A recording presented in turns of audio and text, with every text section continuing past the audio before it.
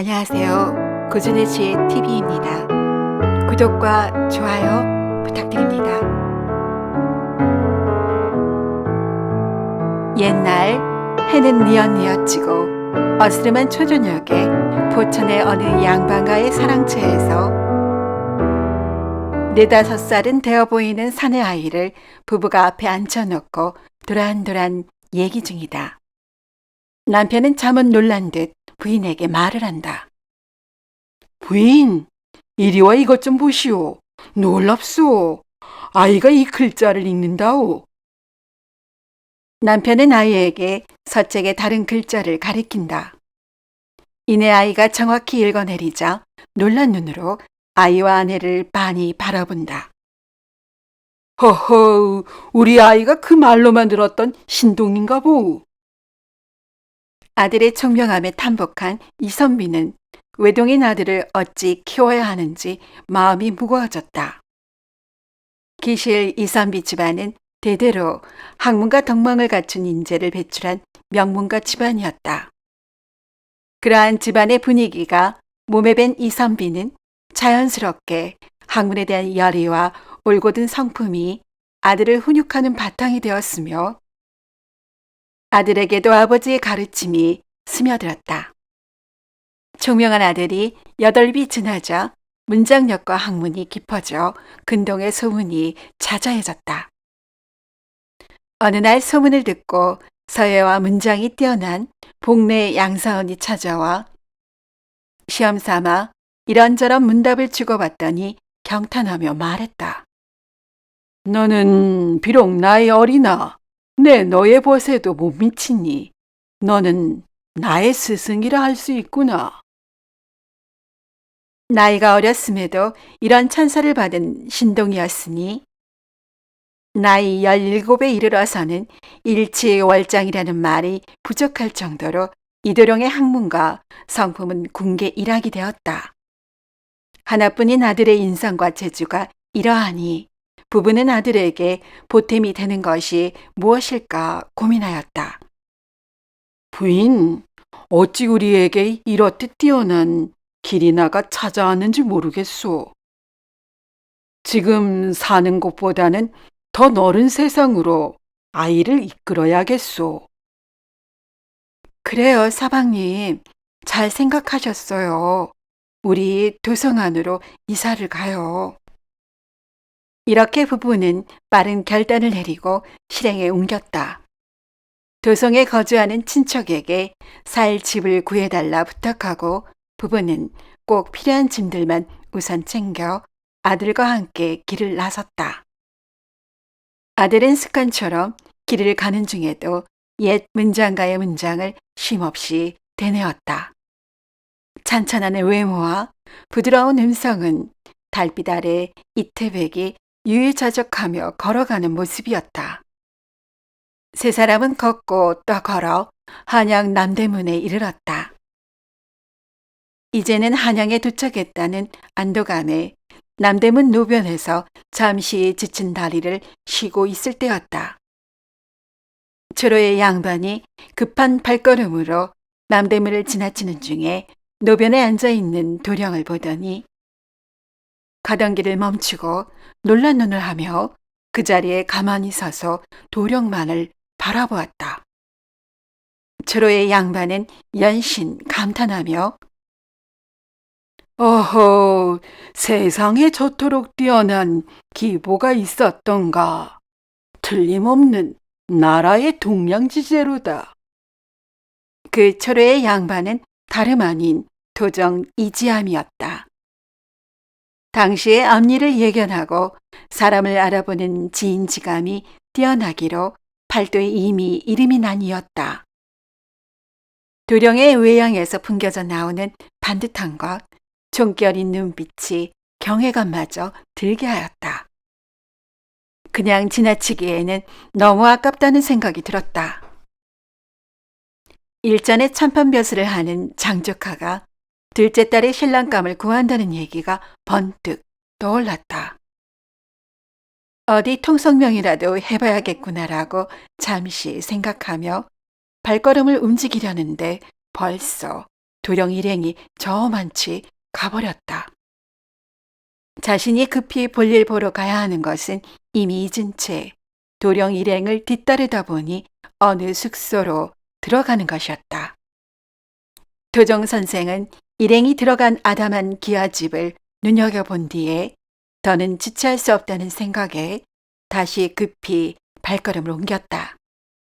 한참을 걸어 커다란 수술대문 앞에 다다르자 이리 오너라를 외치다가 하인이 문을 열어주니 제 집인 양 성큼성큼 사랑채로 들었다.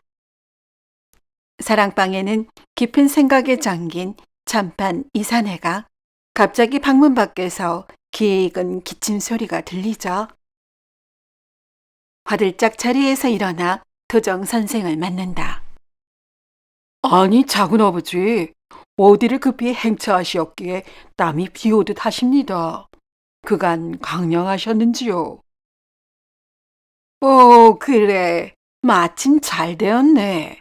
내 오늘 남문 밖으로 나섰다가 자네 둘째 딸아이 신랑감을 보았네. 놓치기가 아까워 이리 한 걸음에 달려오른 길이라네. 이참판은 뜬금없이 들이닥친 숙부의 말 한마디에 잠시 어리둥절하였으나 희소식이라도 들은 양 궁금증이 일어났다.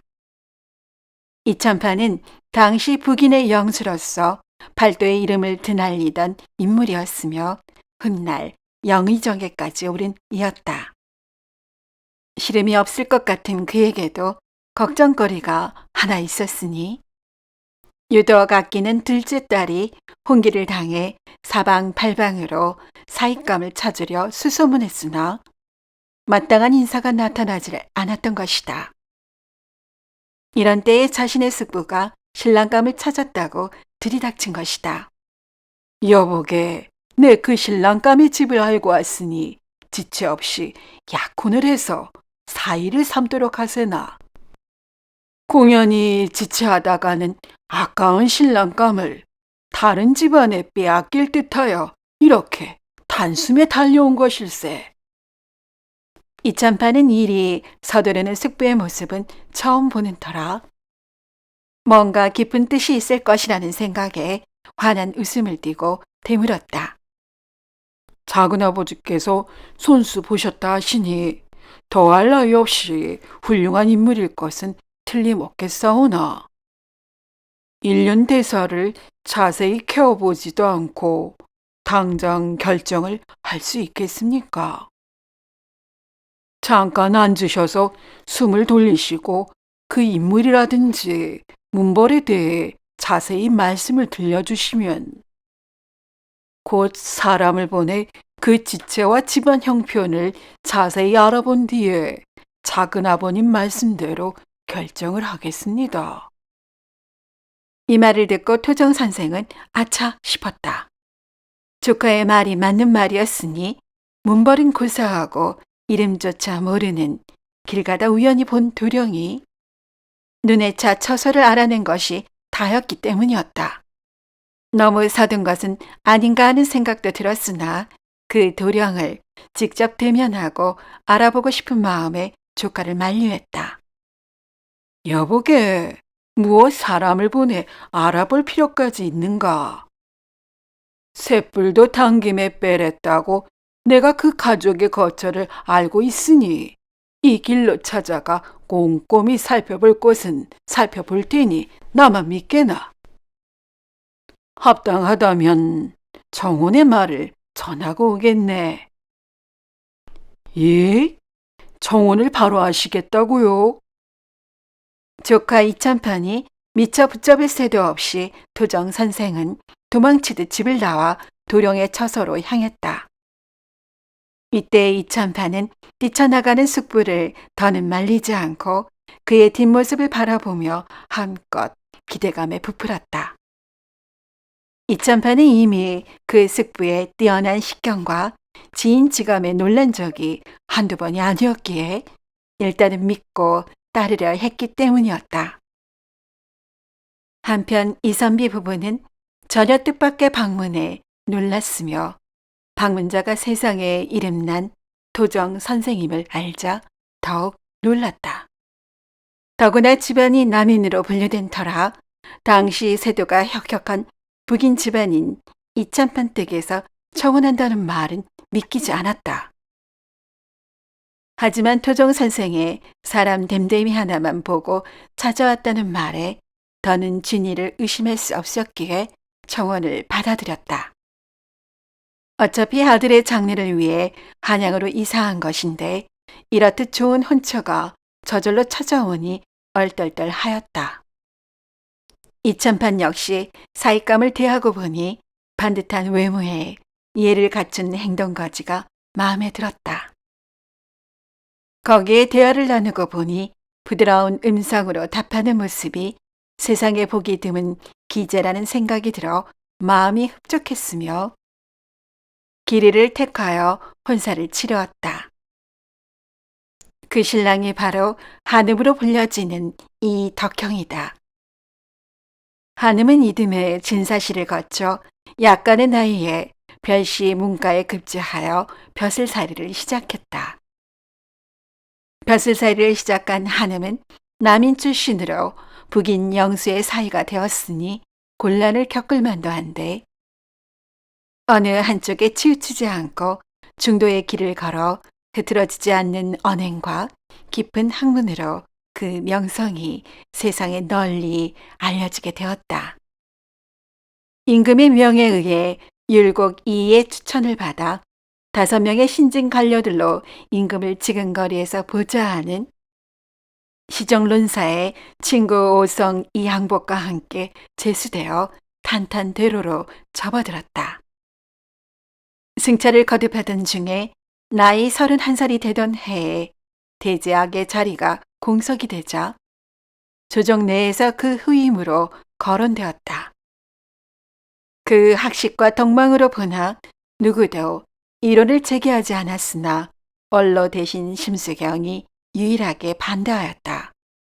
신진 이덕형의 학식과 재주를 본다면 적임자라 할 수 있지만 아직 벼슬이 얕고 연소하니 훗날 승차할 기회가 많을 것이오.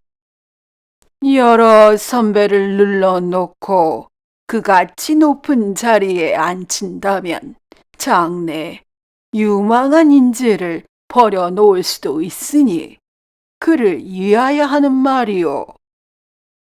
이 말을 들은 한음 역시 자신을 진심으로 이해하는 말에 공감하여 스스로 고사를 하였으나 그것 역시 칭송을 받아 결국 대제학에 제수되는 것을 피할 수 없었다. 또한 임진왜란이 발발하자 사신을 자청해 명예지원군을 끌어오는 외교적 역량도 탁월했으며 국난 극복에 핵심적인 역할을 했다. 이후 한음은 착실히 소임을 다하여 공신의 반열에 오르고 나이 40에 영의정에 올랐으니 모두 그를 흑두 제상이라 불렀다고 한다.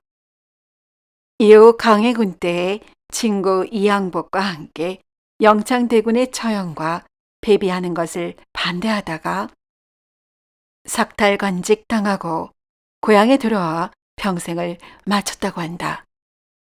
훗날 많은 사람들은 재능이 뛰어난 인재를 어떻게 양육하고 가르치냐에 따라 한 나라의 동량지제로 성장할 수 있는 밑거름이 된다고 말했으며 진정한 인재란 지식만이 아니라 도덕을 함께 갖춘 사람이라 할 수 있는데 그런 인재로 대표될 만한 이가 바로 한음 이덕형이라고 말했다고도 전해진다. 오늘도 이야기를 시청해 주신